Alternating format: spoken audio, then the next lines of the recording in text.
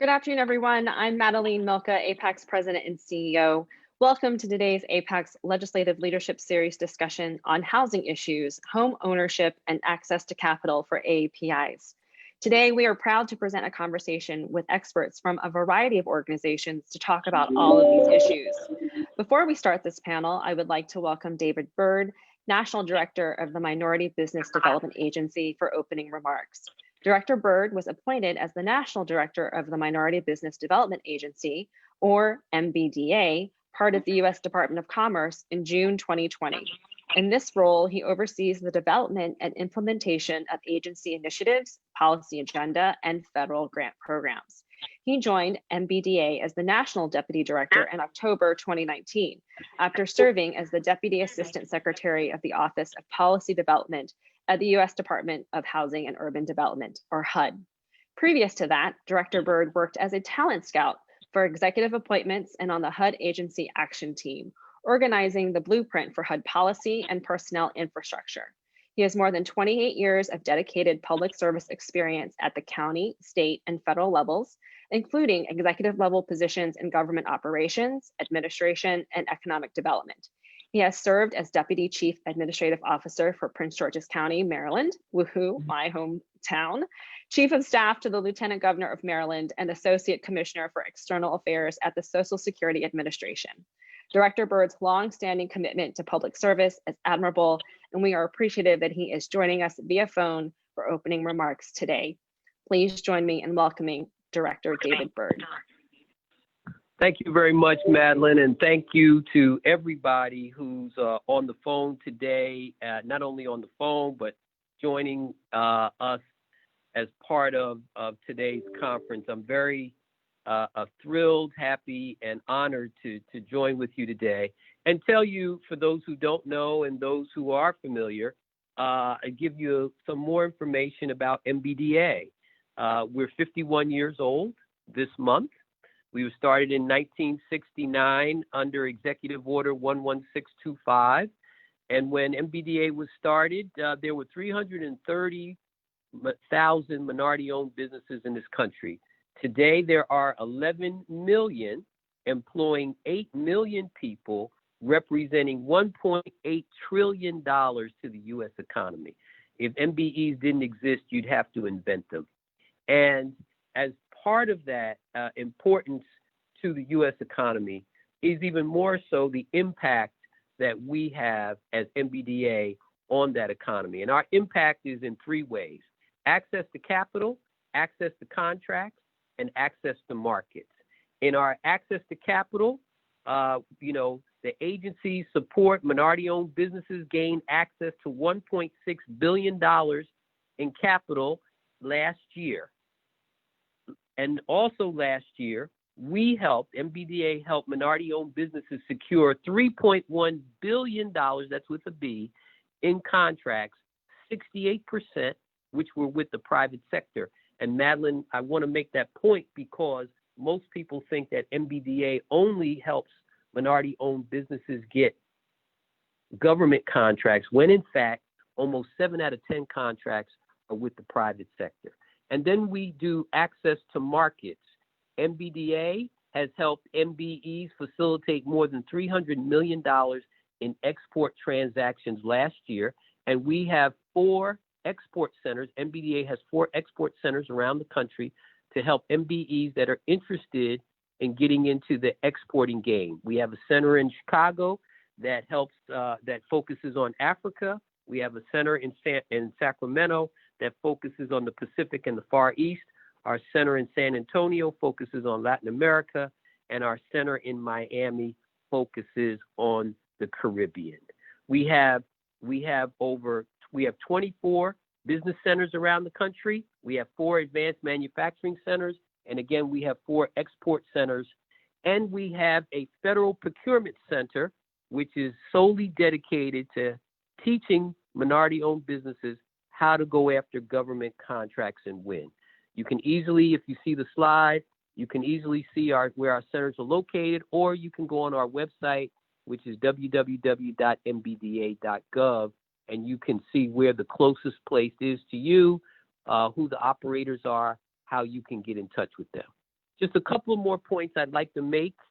Under the CARES Act, MBDA was given some very specific responsibilities by the Congress under the CARES Act, of which we were allocated $10 million. That $10 million went to our, which you see on the screen, to our business centers and our specialty centers around the country. $7 million went to them. And then we took $3 million and we split it amongst some of our partners, which included the U.S. Black Chamber, the U.S. Hispanic Chamber, the National Business League, which was started by Booker T. Washington in 1900 and just celebrated their 120th anniversary last month, the National Urban League, and our friends at National ACE. So those are the folks that we split our allocation amongst for the CARES Act funding. And the Congress was very specific because there were a lot of folks that contacted us, thought that they as a minority-owned business or a minority chamber, they could get a piece of that grant, and the Congress was very, very specific on what we were to do with that money. Lastly, just want to tell you about a couple of great programs that we have. Number one, we have a program where we take folks out of incarceration into entrepreneurship. One of our partners is Georgetown University, where they just graduated a class of brand new entrepreneurs, of folks who came out of incarceration. We've got a brand new program with Amazon, where if you're a minority-owned firm and you've got some goods and services to sell, we've created an online academy. Once you go through that academy, we can put you up on Amazon's platform. And then lastly, we've got a great program called Enterprising Women of Color, where we've got a series of online webinars that we do from time to time that promotes women of color who are entrepreneurs, who want to learn from other women, the lessons learned, because 25% of all new businesses in this country are started by women of color. And our last series that we did in May, we had Taraji P. Henson from the Empire Show join us. We had 2,500 women of color join us on that program. Our sponsors, our partners in that are Coca-Cola and the National Minority Supplier Development Council. So I thank all of you for inviting me to join in to your conference today. We are a big supporter of APEX. We want to continue to be. You're a big supporter of MBDA. If MBDA wasn't around, you'd have to invent it. That's how important we are to the U.S. economy. Thank you so much, Madeline. Thank you, Director Byrd, for getting us started today with your remarks. We appreciate you taking the time to talk with us. We have an amazing lineup of panelists today and a lot to talk about in this short time together. I'm thrilled to get us started by introducing today's moderator, Lisa Hasegawa. Lisa is the Regional Vice President for the Western Region at NeighborWorks America and has more than 20 years of community development, housing, and public health experience. Lisa previously served as the Executive Director of the National Coalition for Asian Pacific American Community Development, or National CAPACD, where she led the coalition of nearly 100 community organizations for more than 15 years. In 2017, Lisa returned to her alma mater, UCLA, where she served in several capacities, including Assistant Director for Federal Affairs, Policy Fellow at the Asian American Studies Center, and Policy Analyst for the Chancellor's Advisory Council on Immigration Policy.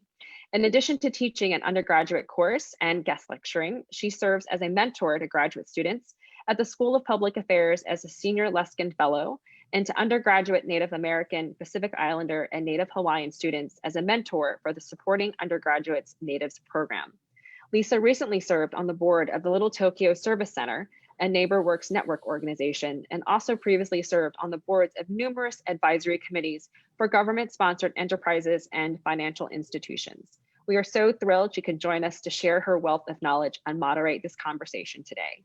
As a reminder for those joining us on Facebook, please put your questions in the comments section.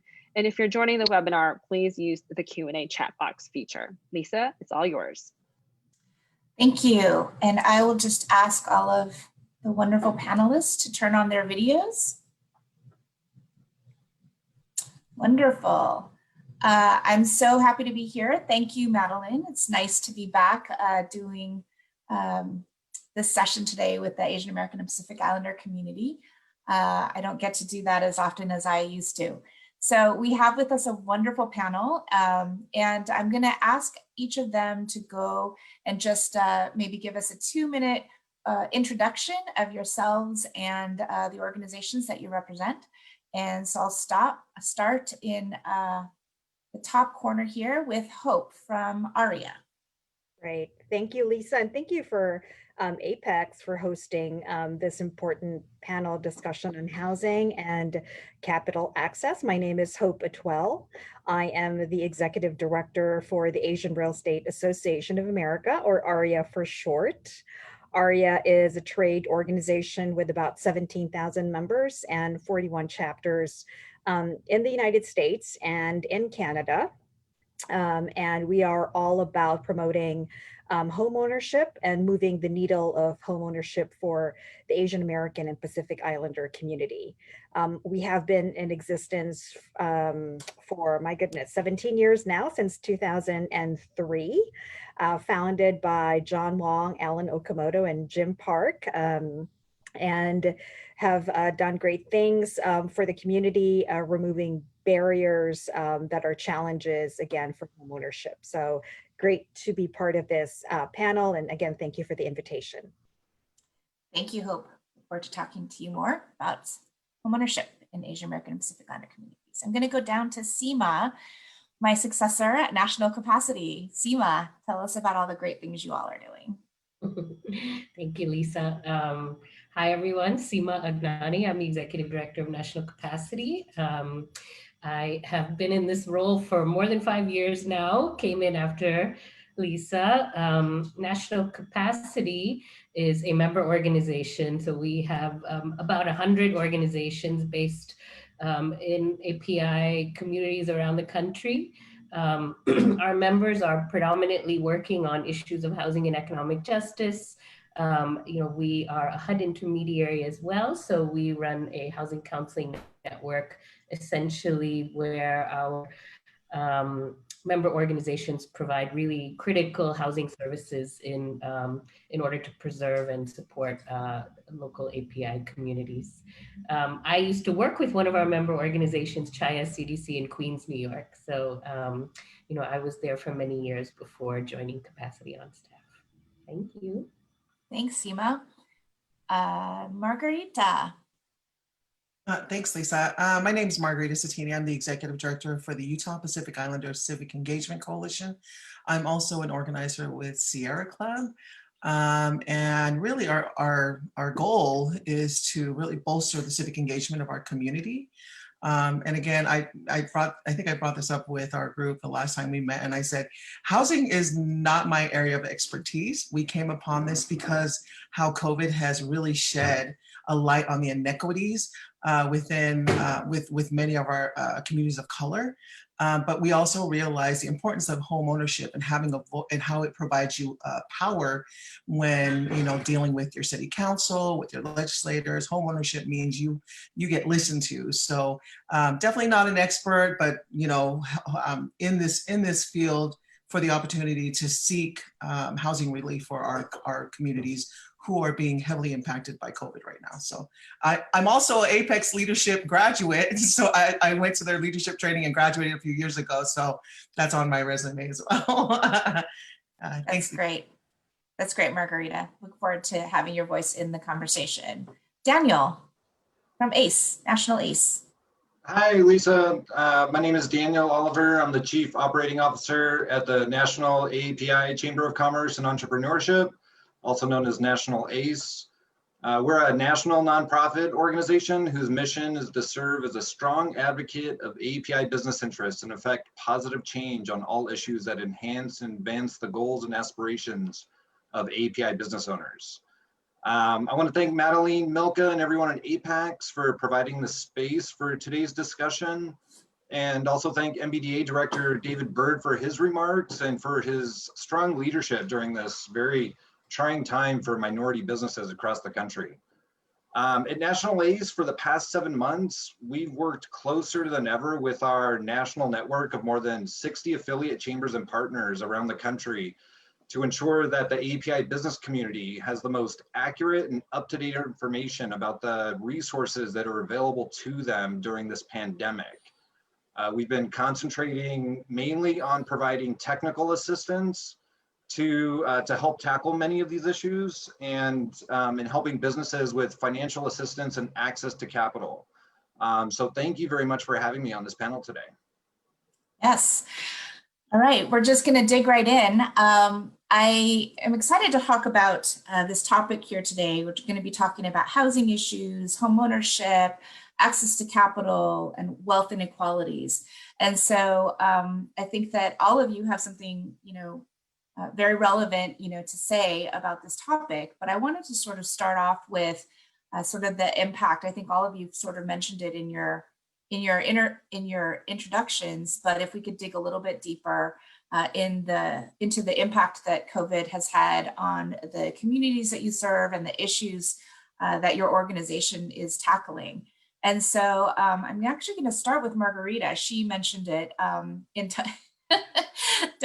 it's okay, Margarita. I think that, your lived experience is super, I think, very powerful and, just really illuminating for the policy issues, right? That all three of the other organizations are, working on every day. So I think that, I wanted to start with you. You started to talk about that. I would say to you that homeowners have power, but renters and tenants and even people who don't have homes at the moment, can be powerful as well. But Margarita, why don't you talk a little bit more about the work that you're doing and sort of how you came to this issue of housing? Yeah. So at the beginning, during March, when we were all ordered to shelter in place, we didn't have any resources to turn to. So our community pulled together and started having community discussions around COVID. We had no idea what it was going to look like. We just knew that this was happening and these are the things that we need to tackle. And at the time, it was really health. We were worried about how are we going to test our communities. In fact, in Utah, the Pacific Islander community still holds the lead as having the highest infection rate in all of Utah, and we only make like 1.3% of the total population. So the very beginning was tackling the health, the primary effects of COVID. In the coming months, it has now become a fight to provide housing relief, utility relief, food insecurity relief, and we've had so many people from our communities, approach us and say, "Hey, we are essential workers." And we've recognized that many of the people in our communities are essential workers. So they can't leave their jobs. They go to work. They are, at risk of bringing home, this virus. And the sad thing is, housing instability looks a little different for us. You'd be hard pressed to find like a Pacific Islander who's homeless, but you will find multiple families stacked in a small living space. And if you have several essential workers, even one essential worker who's going out into the field and brings that back home, if you have multiple families living in a small space, that virus is going to, run that house. It's going to ransack the house, and everyone then will be infected, and that just continues to increase our numbers. But we are seeing an increase in the need for housing relief, and it's really difficult because as a nonprofit organization, especially a community of color, an organization of color, we're partnered with other organizations who have discretionary funds, and our job is to filter, these applications through this process, which I don't think is right. I think, if the government has funding that's supposed to provide help to our communities, it should go directly to the organizations of color who are dealing with those communities on the ground, right? So we definitely we've put out we don't have a whole lot of, I know that CAPACD has data on Pacific Islanders. We also started our own survey to try to collect data from our own communities about what housing stability they're facing, what that crisis looks like. And so far, we just barely put it out. We've had 50 families, respond to our survey. And right off the bat, every single one of them live in multi-generational home. And whether or not that's normal for us, but that really truly is, in my mind and a lot of other people's mind, what housing stability looks like for Pacific Islander communities. And it would be nice to have policies in place that make it easier for people like us to be owners, and to be able to take part in, building generational wealth for generations to come just from owning land. And we don't even have that. So I hope I answered your question, Lisa, but Oh yeah, no, that's great. I definitely, we can put some links in the chat to where folks can get data on home ownership and housing statistics for Pacific Islanders if they're I interested. appreciate that. So then, Seema, I'm going to turn to you next, and then maybe I'll go to Hope, and then we'll talk a little bit about small businesses. So Seema, I know that National Capacity is working a lot on the CDC announcement related to the rent moratoriums and all of that. So can you tell us a little bit more about how that information is or isn't getting out to our communities and sort of what you're seeing through the Capacity member network? Yes. Yeah, so much of what Margarita said really applies across our network. I think National Capacity really focuses on the low income parts of our community. The API community has the greatest income inequality of any other racial and ethnic group in the US. So what that means is the top 10% are making 10 times as much as the bottom 10%. Not to throw out too many statistics, but really to say that, we always acknowledge that, yes, there are these wealthier parts of our community, but we have extreme poverty on the other end.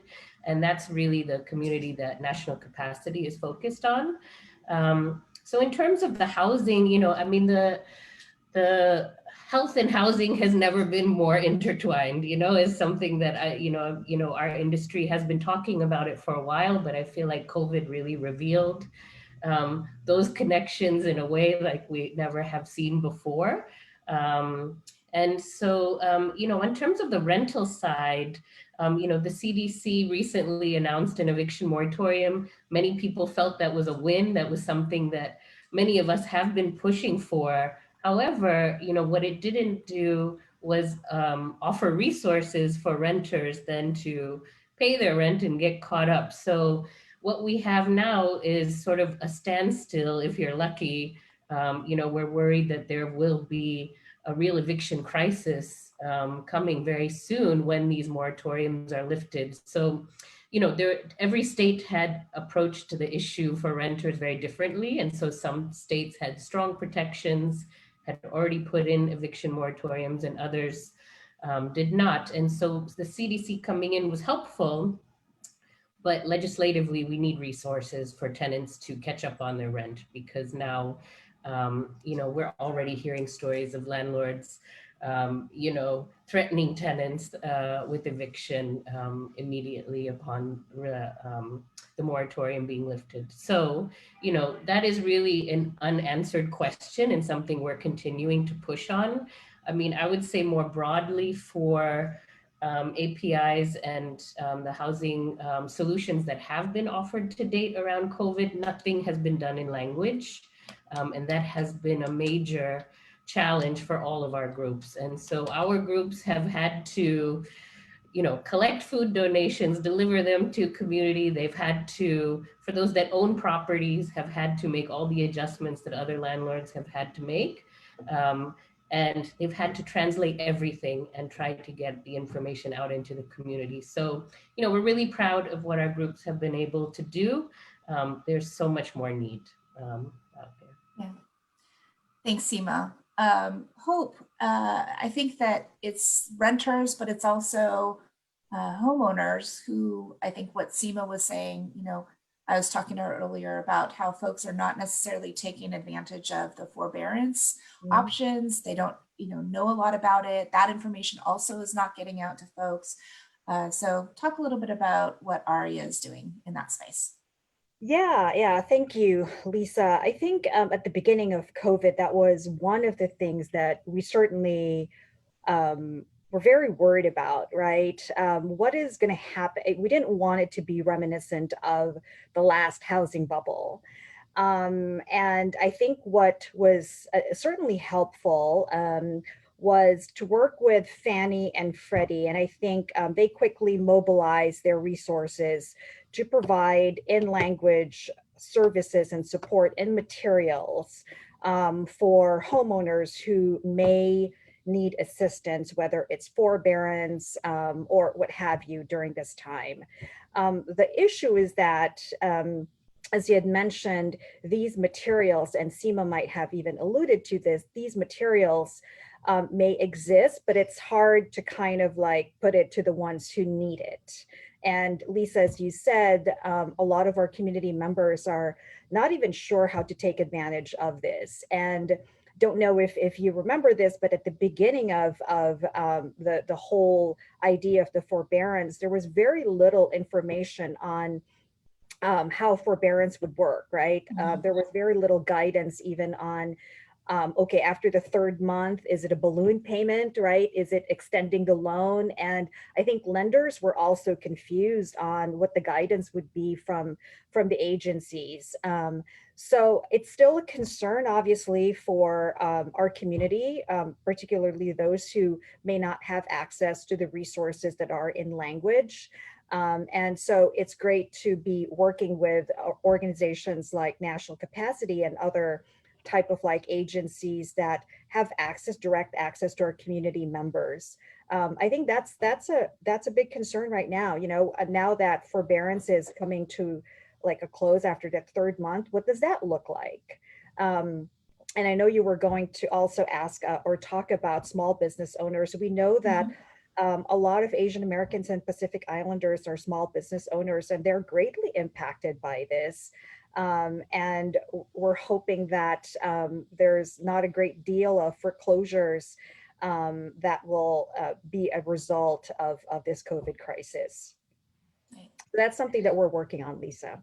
Yeah, thanks, Hope. And do you want to talk a little bit about some of the homeownership statistics? It's sort of like 1 foot forward and 2 steps back. Yeah. Well, what is amazing, and I'm sure that you're hearing this on the news, is second quarter report, right? Which from U.S. Census, it typically is they publish the quarterly housing report at the beginning of the next quarter. So we got second quarter report back in July, and homeownership across the board, right, has increased. I think. Thanks to low interest rates. If you can find a home that you can afford, now is a really good time. But our homeownership rate has increased from 58% in the first quarter to now almost 62%, right? And that's historic. That's a great milestone that I'm sure you can agree to, Lisa, because no other race has actually exceeded that 60% mark than the non-Hispanic whites. So that's a big, obviously big milestone and big deal for our community. But you take a look at really where we are, where we typically live, where we, as the Asian American community and Pacific Islanders, we typically live in high-priced cities, gateway cities, right? So migration patterns right now do show that we are moving to the south, which is much more affordable, much more small business friendly, and all of that stuff. And even if you drill down deeper on the statistics from U.S. Census and American Community Survey, the growth in homeownership is actually experienced in the south. So some of you might be surprised that there's a big Asian American migration in Atlanta, right? The Carolinas is another one. Texas is, Texas, what, 10 years ago? If you look at Texas, they probably didn't have a Chinatown in the last decade, but now, Chinese Americans, Filipino Americans, Vietnamese Americans are moving to Texas and generally in the South because of the opportunities and affordability. Yeah. Thanks, Hope. Seema, I will get to you, Daniel. Sorry. Don't worry. I haven't forgotten you, but I want to dig into this issue of, the data with homeownership. And I think that Margarita as well. So if you look at the disaggregated data, right, for homeownership, and as Seema was saying, we're one of the most, we're as an AAPI community, we have some of the greatest wealth gaps. So Seema, I was wondering if you could give a little more detail on sort of how National Capacity thinks about homeownership. So yeah, in terms of the data, just quickly, so the HMDA, the Home Mortgage Disclosure Act data is really what the industry uses to look at how we're doing on homeownership. And, you know, over the past, you know, I don't know, decade, probably national capacity really has worked on ensuring that there is disaggregation and increased data available around subgroups within our population. Because, you know, again, if you look at it at the whole community, the AAPI community collectively, you don't see the nuances. So I'll share a link to a report we recently did in 2015. Under the previous administration, we were able to ensure that the CFPB was collecting data that included API subgroups. So we could see the differences between, you know, Indian, Chinese, Vietnamese, and the Pacific Islander community as well. And so we did our first look at that data. The first data set that included that information was released in 2018. And so I'm going to share that report, but really what it did find is that there are, of course, significant differences between different communities in terms of, you know, whether we're purchasing new homes, refinancing, and also the cost of those mortgages. You know, we found disproportionately certain parts of our community, the Filipino, the Pacific Islander, and Vietnamese communities were really paying a lot more for their mortgages and not getting conventional loans. In the end, it was $1,800 was the average additional cost that those buyers or in refinance situations were spending on mortgages. So there are great differences. And so what we want to do is apply those same approaches to small business lending. And for that matter, in how we're tracking COVID response. You know, to date, we still are not tracking how different racial and ethnic groups are feeling the impact of this pandemic. And so we're really hoping to get those same type of approaches to data in on the small business side. Awesome, thank you. So Daniel, Seema talked a little bit about how a lot of national capacity organizations are responding to the food insecurity needs in communities. And one of the creative solutions that have come up that I'm aware of, you know, is that, you know, they've actually been working a lot with small businesses in a lot of the ethnic neighborhoods, like restaurants, right? So there's sort of this collaborative effort where they're paying $10, for example, per meal to a small business that really needs the business. And then they're charging residents who need the food like $3, and then communities sort of subsidizing. So that's been sort of one really kind of creative two birds with one stone, if you will, kind of approaches that has actually been an effort to try to, you know, support the small business community in a lot of API neighborhoods. So talk a little bit more about what National ACE is doing and how it's been impacting your communities, because we know that there's been a lot of anti-Asian racism. That's exactly right. Even before there were these mandatory lockdowns in various states back in March, we know that API businesses were suffering because of anti-Asian sentiment.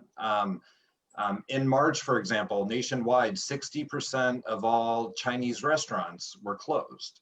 And we know in large part that's not only because of the pandemic, but because of the anti-Asian sentiment that was accompanying the pandemic. And so much of the API workforce is related to restaurants. But what we just found out from a report that came out through Yelp, they did their September Economic Impact Report. 60% of businesses that closed in March because of the pandemic will now remain closed for good. And so that's if you had to close because of the pandemic, there's a 60% of those businesses are now going to be permanently closed, which means they're not going to be able to get back on their feet. And so one of the things that we've been doing, and again, data has been a huge problem. We don't know exactly how APIs specifically have been affected by a lot of this. In fact, National ACE, we're going to end up doing our own survey that's launching this week to try to get a better handle of how this is affecting the API business community. but we've been working really hard to get as much accurate and timely information to the community as possible about the federal resources that are available. And so as Director David Byrd from MBDA said, National ACE is the recipient of some grant funding that was outlined in the CARES Act. And what we've been doing is partnering with our local and regional chambers and affiliates from around the country to provide this geographically targeted assistance based upon the needs of that area. And a lot of that has been to figure out mainly what the needs are. Of course, access to capital, we know there's never been a level playing field for minority businesses. And it's always been a struggle. Now that we're in the midst of COVID-19, we know that this problem has just been exacerbated. And we don't have available data on how many AAPI businesses applied for PPP. We don't know how many applied and were denied. We don't know why they were denied. We know anecdotally that there's lots of them lots of businesses that were not able to get any of this federal assistance that was being offered, but we don't have the numbers. Of course, there's language barriers associated with that as well. The SBA was given $25 million in the CARES Act to provide in-language services. That came out months after PPP had already ran out, and then they reopened it, and the rules keep changing. And it's been a very confusing process. And so we've been trying to get the word out as much as possible, partnering with officials at SBA, with MBDA, trying to just get the most accurate information and letting people know what their options are. A lot of businesses in the community just simply don't know what's even available. Yeah. So it's been a challenge. Thanks, Daniel. Margarita, I'm going to try to bring you back into this conversation. Have you seen impacts on Pacific Islander entrepreneurs and small businesses? I do know. We yeah, were able to identify. Oh, I'm so sorry, Lisa. I thought you were. I apologize. No, please. Oh, okay. So we identified 75 Native Hawaiian Pacific Islander businesses out here. And a lot of the complaints that we received from many of the Pacific Islander businesses is that they applied and they were denied, or they tried to apply, but it was too much work, and it was too complicated, and they didn't have anyone. And I've also had people say that they couldn't find a bank that would work with them to get this loan. So there was the reasons are many, but I've seen it within our own community. And so one of our business partners, who's just right across from my neighborhood, I asked her, I said, it would be a great idea if we could put together some type of a Zoom meeting just for entrepreneurs to come in, and you can walk them through the application process so that they feel like they have somebody who's championing their cause, their business, and so this is an idea that we've been talking about, and it'll probably happen real soon. But really just somebody who will support them. I mean, a lot of them probably need a little bit of hand holding through this application process. They don't make it easy. They don't make it easy even for rent relief or mortgage relief, all of the documents that we have to fill out. And it's kind of depressing a little bit, to have to see all the documentation, because they're pouring out their lives. They are exposing them, they're making themselves vulnerable so that they can get the funding that they need to be able to keep their families under, in a house. So those are some of the things that we're faced with. But the plan is to kind of just put together some kind of a meeting that will walk many of our small business owners through. Well, maybe you can have some Daniel and somebody from CAPACD and I would AREAA love that. on the call. I would love that. Seema, do you want to talk a little bit more about the work that CAPACD members are doing on small business? Sure, thank you. So, similarly, I think, we've done our best to work in partnership with, National ACE as well as other organizations, CDFIs around the country to really— Can you say what CDFIs are? Oh, yes, apologies. So Community Development Financial Institutions are essentially community-based lenders. And, a lot of the policy solutions that advocates have been pushing for really are trying to drive resources through CDFIs as well as SBA, the Small Business Association lenders, because many of those are rooted in communities and will reach the smaller businesses. The challenge for the API community is that we don't really have enough CDFIs in our community. So we have a really unique challenge as a community, and it is very much related to our capacity, pun fully intended. I think, we are very clear that that is our mission moving forward, is to help build that capacity around the country. And in order to think about how we respond to this crisis, but also in the long run, how do we help preserve all these small businesses and neighborhoods that we hold dear and really want to help encourage the growth. So, what we've done is we established a community resilience fund to try to help fill some of the gaps in funding that our groups were facing. So we granted more than 800,000 to groups. We prioritized those communities where we knew there's a lack of resources. So we really centered the Pacific Islander, Southeast Asian, and South Asian communities. So we do have materials in language from those groups. So because we weren't able to meet all the needs, we're really relying on our members that are doing this translation work to share across. So we're also connecting the dots that way. And I see that there are a few questions around renters. I just wanted to share that we have an upcoming webinar on that issue. I think there's a lot of confusion about how groups can respond. So that's a good place to gather more information about what the moratorium means, and we'll share whatever in language resources we have there as well. Yeah, no, that's great. Daniel, do you want to talk a little bit more about sort of if COVID was to go away? No. Are there some things that you would really want to be focusing on in terms of access to capital? I mean, Seema talked about community development financial institutions, and CDFIs, they actually can do mortgage lending, they can do commercial lending to small businesses, and they can also do lending for affordable housing. So we definitely need that capacity in the API community. There's only a handful of them. I think there's several that are considered CDFIs, but they're minority-owned banks, which is a little bit different than the community-focused CDFIs.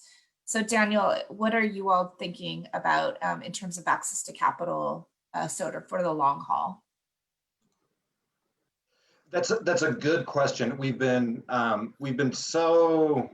as in National ACE, as in the US government, as in everybody's been so reactionary and just trying to play catch up when it comes to COVID-19. PPP came out and everyone's like, what is this? And should I get it? And I don't know what it is. But again, historically, minority businesses have just had a huge problem getting access to capital. Through your, at every step of the way, traditional lending sources. When minority businesses do finally get access to loans, they're usually smaller loans.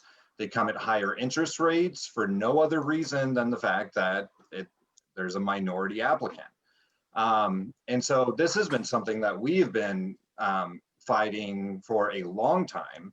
And you heard the MBDA director, David Byrd, was saying that they concentrate on three major things. One of them, there's a whole federal agency, a third of the time is devoted to minority access to capital. And so there's lots of different things that can be done. Obviously, as I mentioned, breaking down those barriers to in-language services would definitely help.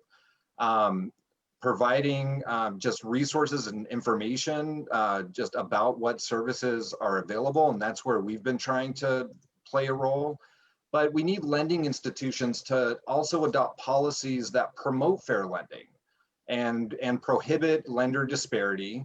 And we need increased transparency of small business lending, and we need to know what's happening so that we can help fix the problem. Otherwise, we're not going to be able to make capital more available to these API entrepreneurs, and these inequities are just going to flourish. there was a question I saw in the chat, if I could answer it. Sure. It was the question was for young APIs who are starting their lives and entering the workforce, how do you suggest we adapt to build our capital surrounding the pandemic? It's a very good question. It's not easily answered, but we do have at National ACE, we have a next generation of entrepreneurs arm. It's called ACE Next Gen, and they have just launched a 6-month free program called Level Up.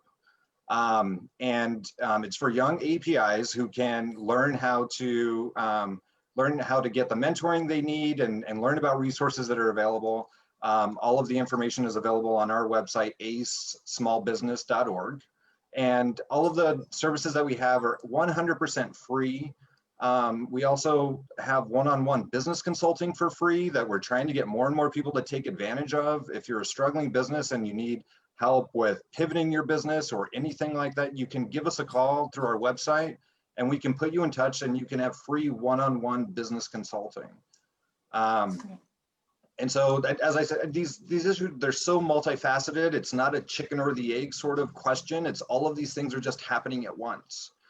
And I really wanted to praise everyone at Seema and National Capacity for the nonstop effort that they're doing over there, especially with providing. They've been translating stuff that, you know, all over the place. It's just, they've been so helpful. They've been so active, and we're proud to call National Capacity a partner as well. Shout outs to Seema all around, and the whole team. Seema, is there anything else that you like specific, where I think there's another question around specific housing assistance. Would that be like the housing counseling organizations in the capacity network? I think, you know, a lot of our member organizations established mutual aid funds and did their own fundraising. So, you know, it's really different by each state. So I encourage people to look at our website and find the member organization we have in your area. That might be the best way to do it, or housing counseling agency would certainly have that information on the HUD website. Yep. Yep, and NeighborWorks as well, nw.org and nationalcapacity.org. Just to wrap up, just sort of this round of general discussion, I wanted to just turn to, you know, sort of the changed landscape related to racial justice and Asian Americans and Pacific Islanders in that conversation. I know that there are a lot of policy issues also that are happening, changing with regards to like the Community Reinvestment Act is being discussed and a lot of those issues. So I was wondering if Hope and Seema, you might want to talk about sort of the CRA and the fair housing challenges, and maybe just more broadly about how your organizations are working collaboratively with other communities of color. Sure. Seema, you want me to start? Yeah, as it relates to fair housing, I think there's a general concern, I know, within our membership regarding implications of COVID. I think Daniel had alluded to the fact that a lot of the small businesses, particularly Chinese restaurants, have been impacted by this, right? I mean, it's too bad that we have a general, just this whole anti-Asian sentiment right now that is not, you know, unfortunately the current administration is not being very helpful about this. I know for our members, we have heard anecdotally that there is some concern on homes that are owned by Asian Americans. You know, there's possibly discrimination about the homes being listed as someone that's being owned by an Asian American couple, right, or a family. And I think before COVID, everybody might be familiar with that Newsday article in Long Island about just fair housing, why that's still, you know, discrimination still exists, right, whether it's implicit biases or what have you. And, you know, it is a big concern for us, Lisa, whether it's discrimination that we might not be wanted in certain communities, right? Whether certain communities will not welcome Asian Americans, or there's discrimination on folks who are trying to sell their homes. I think this is an issue that we could continue to closely monitor as an organization, and working with organizations like CAPACD and others as well. Thanks. Seema? Yeah. And then Margarita, I'm going to call you again after Seema, so just a warning. I mean, you know, definitely issues of discrimination and fair housing and fair lending are a top priority for us. And, you know, I think there are a lot of, you know, this administration has really taken the funding away from a lot of that work, has really repealed a lot of good work that happened previously that we will continue to fight to reinstate. You know, but speaking to the CRA, the Community Reinvestment Act, you know, that's really core to how we do our work in the community development field. And really, you know, it came after the civil rights movement, essentially to address issues of discrimination and redlining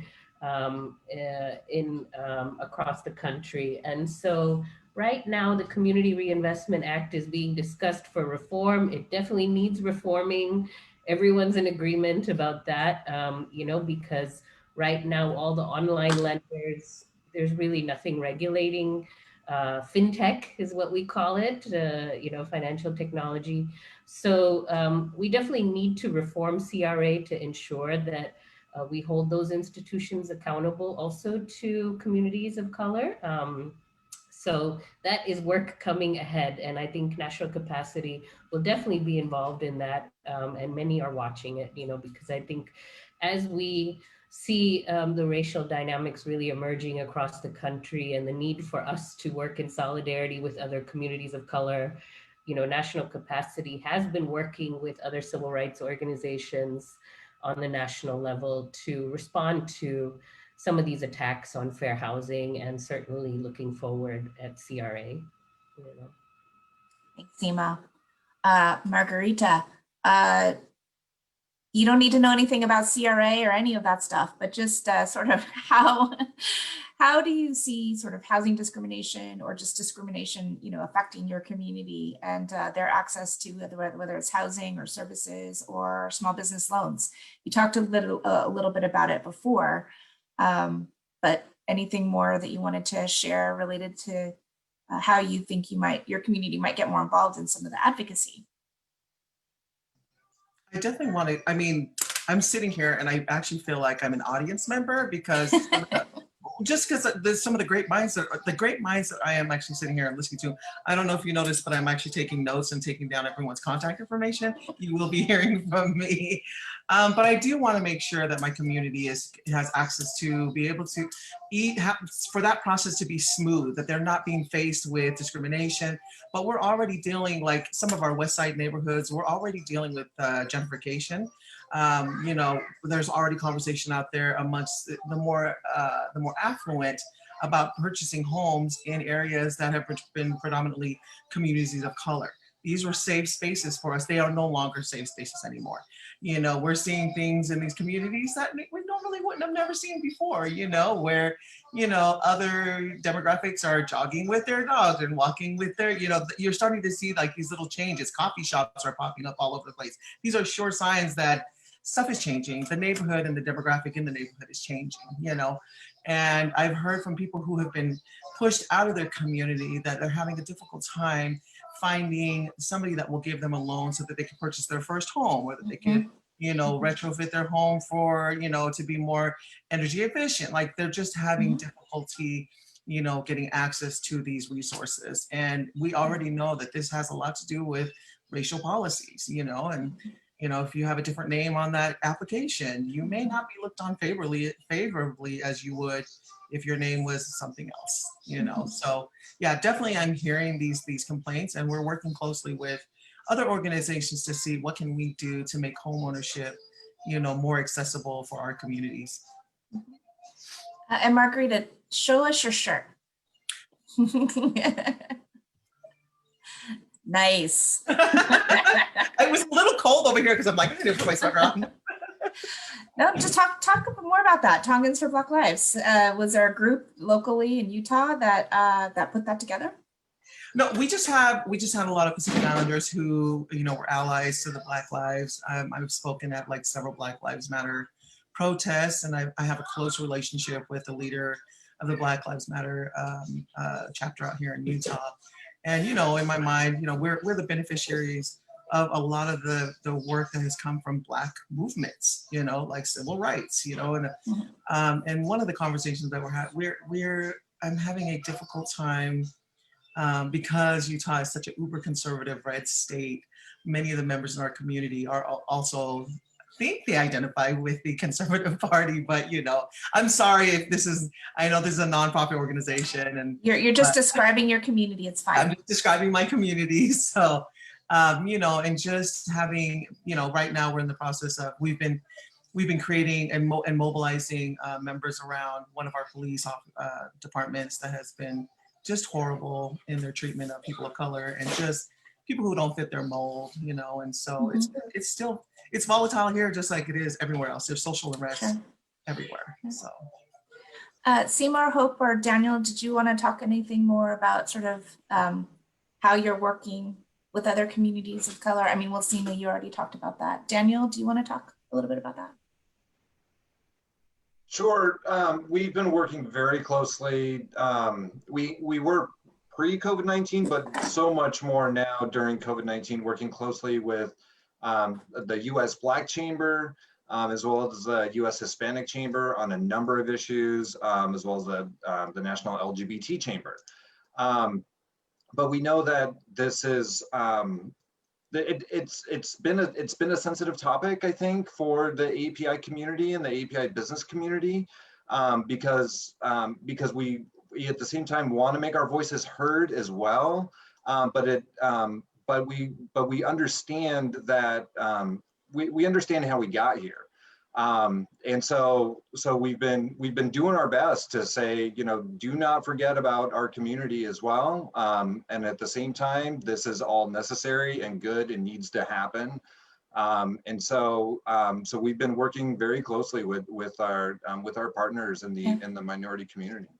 I think it's so important to center the needs in Black communities, and that's been needed, long overdue. And I've been appreciative sitting where I sit now of all of the work that you all have been doing in terms of leading AAPI communities in that space, and just tackling the anti-Blackness within our own community as well.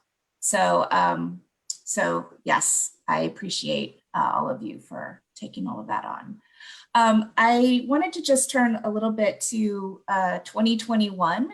You know, are there some convenings that you all are having, some strategy sessions? Like, what are you all thinking about 2021? Actually, Apex was interested. And also, I guess the other thing I would just say to close us out, if there's no more questions, let's see if there's any other questions in the Q&A. There's one question actually about homeownership that increased to 62%. Do you believe that this trend will continue going into 2021?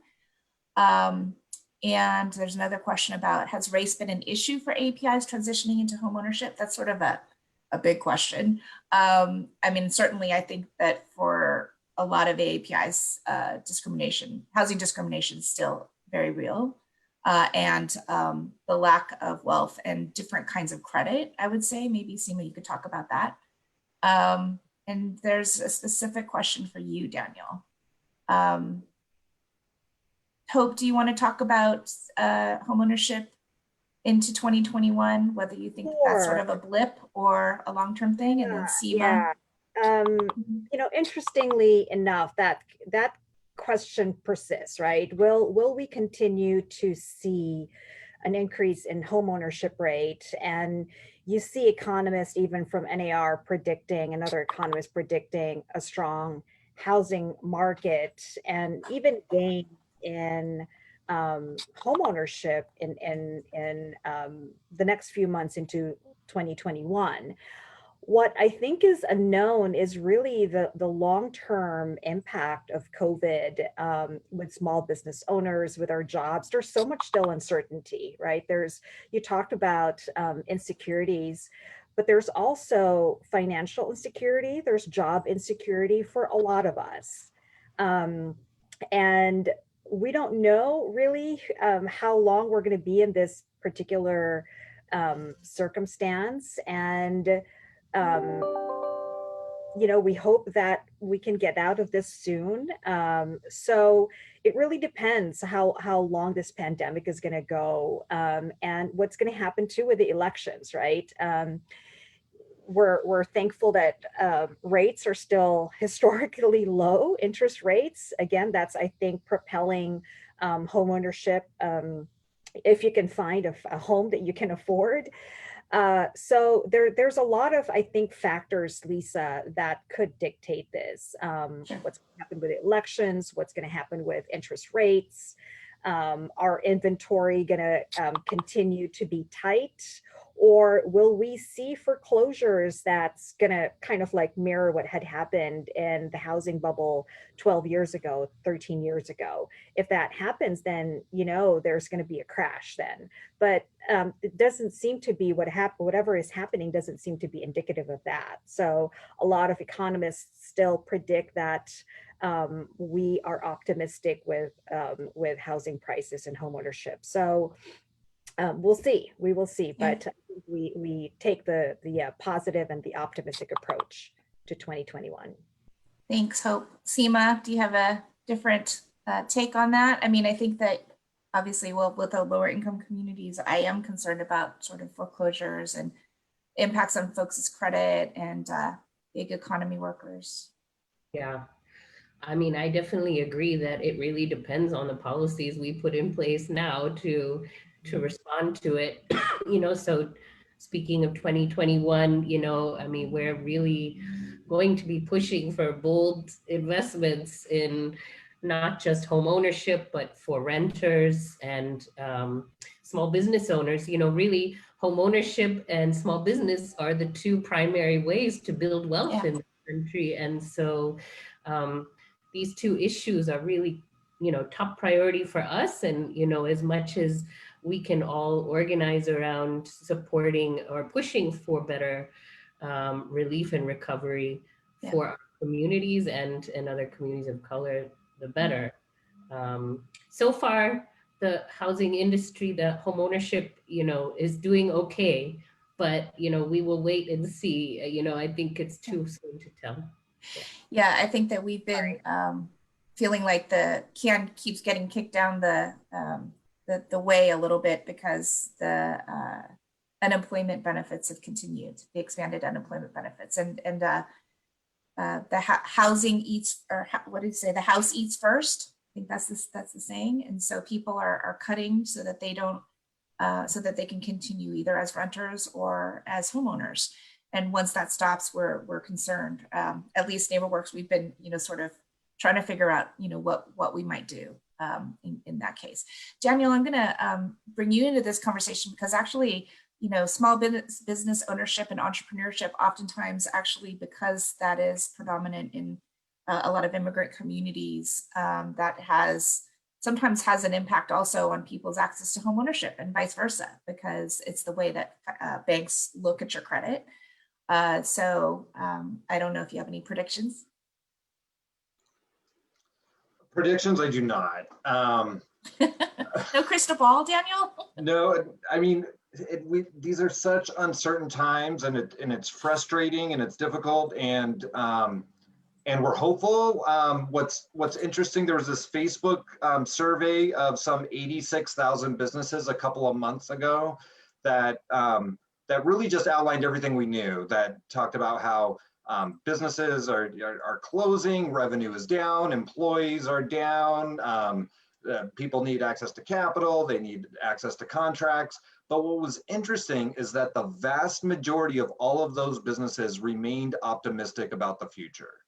And so that was good to hear. I hope we can all remain optimistic, and hopefully we can turn this thing around. But you know, it sounds like so much of it is going to depend on, you know, what happens with this virus. If we can get over this hump of fall and winter and get a vaccine and, you know, just turn the corner on this thing, I think we will start to see some improvements. But I think this is also, it's an important time to highlight the inequities that are out there, because as I said previously, they've only been exacerbated by COVID-19. And so it's really important that we make our voices heard now, and we let people know that that, you know, when we do, if we ever, you know, back to normal, whatever that might look like, that we've put systems in place that can help fix some of these very long-standing problems. Thanks, Daniel. Margarita, what do you hope for 2021 and the years to come for your community? I am hoping for a brand new administration. That's just me. And now that is, no, probably you shouldn't have said, but okay. Okay, sorry about that. I mean, as me, as a private citizen, this is what I would hope. But really just stronger policies in place that I hope that we don't have to go through this again. Like, I'm a huge advocate for, you know, universal basic income. If we would have put, you know, direct money, cash resources into the hands of the people, we definitely we'd see an impact on the economy, but I don't think it would be as great if we had these policies in place to help everyday people, you know, and where, you know, the government gave us a $1,200 check and said, God be with you, good luck, you know, and left us to our, you know, to our own vices. And then, you know, I mean, we're seeing a lot of money coming from, you know, philanthropy, but for me, it's, you know, paying your fair share of taxes is way greater than philanthropy, you know what I mean? And having those monies being budgeted out and shared equally with the people. But, you know, I'm very disappointed in our leadership. We are lacking major leadership at the top, lacking moral, you know, courage, and, you know, we continue to spike in our COVID crisis. You know, I'm hearing reports from epidemiologists and scientists and researchers that by the end of the year, we should hit a death toll of 400,000. Where in the world is that okay? You know, it's not. So I'm very worried about our AAPI community, you know, and again, just like everyone else has said, and I echo everything that everyone has said, this virus, this pandemic has really exposed the inequities that we have been going through and we continue to go through. And now we have an opportunity during this social unrest to show up and tell people at the top, this is the world we want to live in. And the only way that's going to happen is at the ballot box. So my biggest hope for everyone is that everyone shows up and votes, and that we vote in the world we want in 2021. Thank you, Margarita. Hope, give us some hope. Yeah, we need a lot of hope, right? I just wanted to add, and thank you, Lisa, for giving me this quick opportunity. We all know that commercial real estate has been greatly impacted by COVID. We already are seeing some of the hospitality space in New York being transformed as their temporary shelter for the unsheltered, right? But we're also seeing a lot of this office and retail space being converted for other purposes. And so I think we're going to continue to see adaptive reuse of commercial real estate. And I don't know, maybe this is something that is hopeful for affordable housing in the future. Seema and I are part of the CAPAC housing task force, and we talk about, you know, tax incentives possibly and zoning restrictions and all of that stuff. But I think with, again, commercial real estate being impacted greatly, it's something that we should need to take a look at as an opportunity to address housing needs, particularly affordable housing needs in the future. Yeah. Okay, I think we're going to start wrapping up. I don't see any other questions there. So thank you, everybody, you know, for all of your contributions. And we covered a lot of ground in terms of the impacts in our communities, some of the policy issues, predictions for the future. some scared, some hope, and everything in between.